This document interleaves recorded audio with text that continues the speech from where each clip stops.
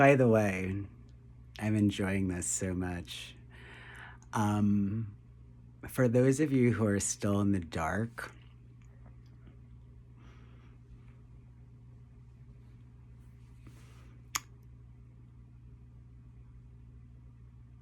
my thesis advisor for my MFA project, that is, my advisor for my MFA thesis, Alice Elliott Dark, was roommates with Tom Ford in the East Village in the 1980s. And I was mentored by Ingrid Sishi, the South African Jewish editor of Interview magazine, who was the queen of the East Village art scene because she was the editor of Art Forum, the magazine which my buddy David Velasco was also the editor of until he was canned because he supported the Palestinian right to life in the face of the Palestinian exception to life. You're welcome. There's going to be an edit here. Ciao for now. I'm Sean MP. I've got to download and edit the content on my other phone. I'm a photographer, my friends. Thank you, Nan Golden. Ingrid was also the photography critic for The New Yorker, and I was a fact checker at New York Magazine after I was an editorial assistant at Interview, where I answered the phones and, among other people, talked to Madonna and Iman, the late David Bowie's widow, on whom I hung up. Now, viewers out there, when my father hung up on me this past July, do you or do you not believe that was a prank? Just like when he hung up on me accidentally, or so he said at the beginning of our phone call last week in January now of 2025. Do you or do you not believe that was a prank? Yeah.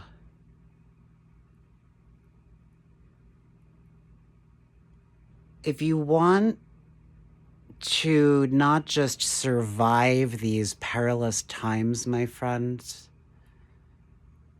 but actually thrive in them, do what I do. Don't consume alcohol. Enjoy 420 instead. I know, she's my neighbor. I live at 418 across from Columbus Elementary School. Right? Coda or a prologue, my friends. To be or not to be? That is the question. Right? That's where I left off in my writing last night. Thank you, Emmy. Thank you, Toshi. Thank you, Penn Street. Thank you, Germantown. How am I doing on time? 4:25.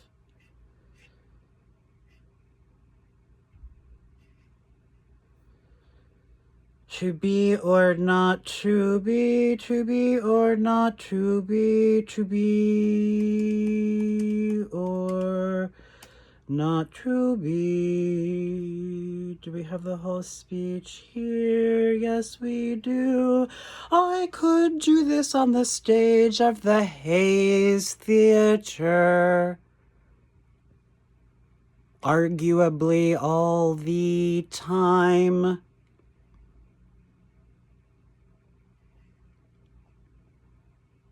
Here we go, my friends.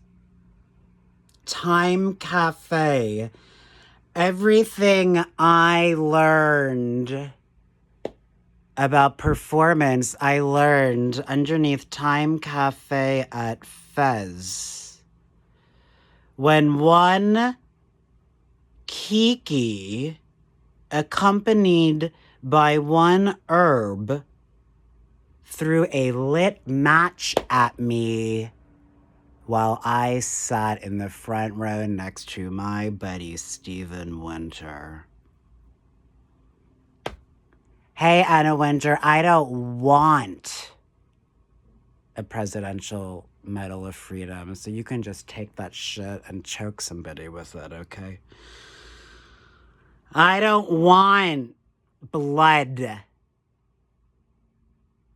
medals, my friends, just like I don't want blood diamonds. Let me read. In the spring of 2021, I decided to do a scouting trip to LA in the fall and enjoy some nice weather, hear some live music outdoors, and reconnect with friends. Remember, my friends, this was in the pandemic. I had plenty of time on my hands and money to spend. And I wanted to try my luck as a stand-up in person rather than through a screen, and for an actual audience of physical bodies and not the mostly anonymous, digitally disembodied viewers of my online content. Those digitally disembodied viewers, those would be you, my friends. Yeah. I chose late September because of the fall equinox and because of Libra season. Traditionally, one of the most auspicious times of the year for me. I also wanted to arrive ahead of Sukkot, the Jewish holiday of the harvest. When I later learned of the festival's additional meaning of freedom, I didn't bat an eye. After all, to be reaped, grimly or otherwise, is to be liberated. No. Thank you, Tilda Swinton, and thank you, Julian Moore, and thank you, Pedro Almodovar. Pain and Glory Part 2, motherfuckers. La Mala Educación Parte 2. That's the promise of death and rebirth, at least. The circle of life that the Lion King has taught to global audiences in various forms and iterations since Disney released it in 1994. When I, by the way, was at the beginning of that year, I was just doing the fucking math on this. I have a touch of the dyslexia, people. That makes me twice exceptional. I was 12 in 1990, 13 in 1991, plus 3. I was 16 in 1994. Thank you, Michael Stipe. The year my beloved Kurt Cobain, let me enunciate, Kurt Cobain died. When I later learned of the festival's additional meaning of freedom, I backtrack. I didn't bat an eye. After all, to be reaped, grimly or otherwise, is to be liberated, no? That's the promise of death and rebirth, at least. The circle of life that the Lion King has taught to global audiences in various forms and iterations since Disney released it in 1994. Thank you, Soho Rep. Thank you, Jackie Sibley's Drury. Thank you to many other people who do not want to be public. I get it, my friends, truly.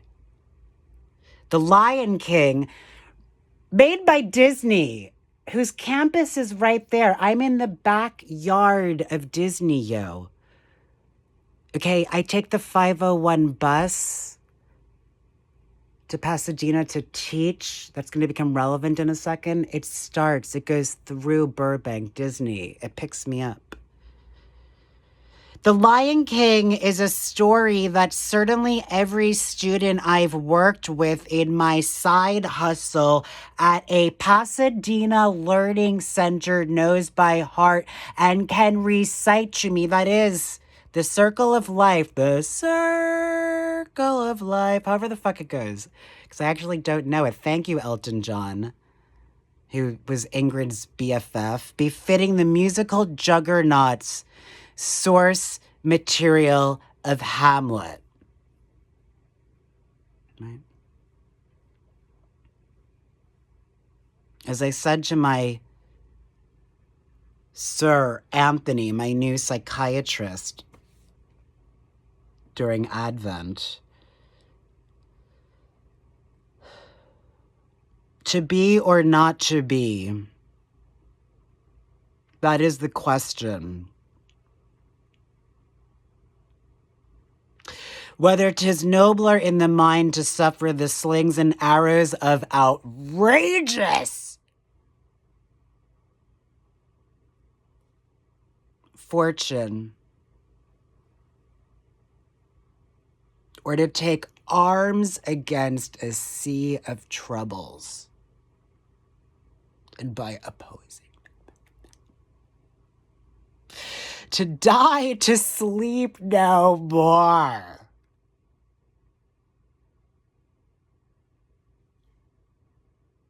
And by his sleep to say we end the heartache and the 1,000 natural shocks that flesh is heir to. 'Tis a consummation devoutly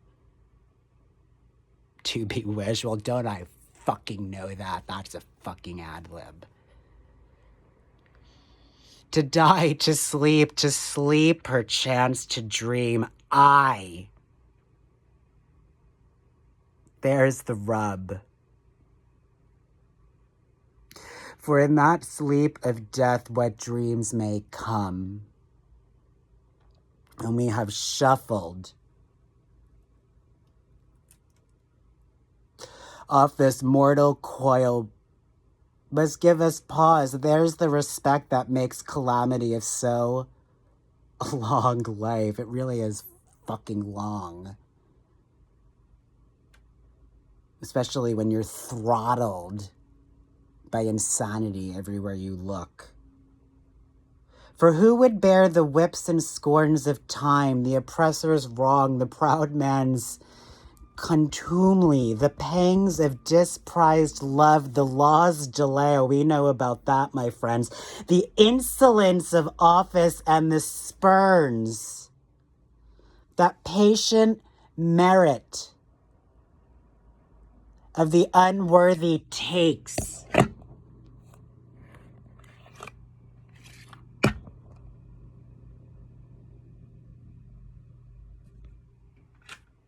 Do everything your fucking self around here. Women fucking know that bullshit. When he himself might his quietest make with a bare bodkin, who would fardels bear to grunt and sweat under a weary life? But that the dread of something after death, the undiscovered country, from whose bourne no traveler returns, puzzles the will, and makes us rather bear those ills we have than fly to others that we know not of. Don't call me motherfuckers. I will not pick up. Thus, conscience doth make cowards of us all, and thus the native hue of resolution is sicklied o'er with the pale cast of thought and enterprises of great pith and moment. With this regard, their currents turn awry and lose the name of action. Well, like many people, I'm over time because it's out of joint, and I understand Hamlet because I understand Derrida, because I understand Foucault, because I understand Avenue Q, because I understand Sesame Street, because I understand Charivari, because I understand heaven. I'm never gonna kill myself, my friends. You don't have to worry about that with me. As I always say, Kurt Cobain did not off himself so that Sean MP could off himself too. No way, Jose. Yo, dice. See, I say. King Arthur ghosted me. Everybody watched it happen. I was muted.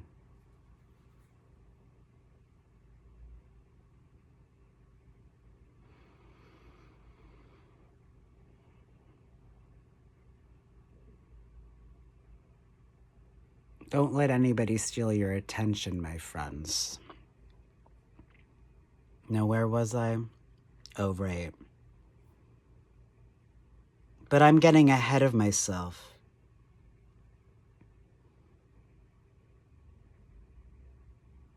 Let me take my time. I've discovered the importance of pacing. And, I might add, the importance of being earnest. I know my Oscar Wilde. Everyone does. Shame? What's that? I slay, my friends, and then I sashay away. How the hell you gonna love anyone else if you don't love yourself? Can I get an amen, please? Yo.